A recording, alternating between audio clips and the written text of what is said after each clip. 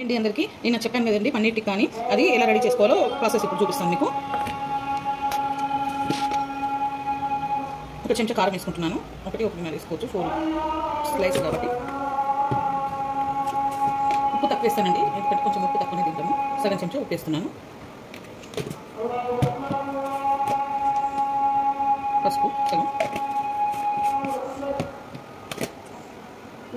ధనియాల పొడి సగం చెంచా, గరం మసాలా చిటికెడు,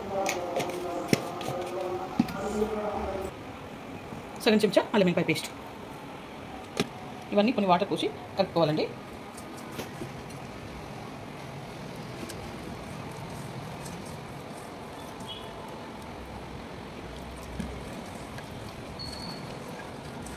ఇట్లా వాటర్ పోసి పన్నీర్ ముక్కలు దీంట్లో వేసుకోవాలి. అలా కలిపి పెట్టుకోవాలంతా, మ్యాగ్నేట్ చేసుకోవాలన్నమాట.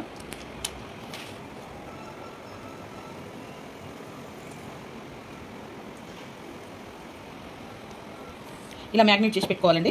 ఇదంతా నానబెట్టుకోవాలి. ఇది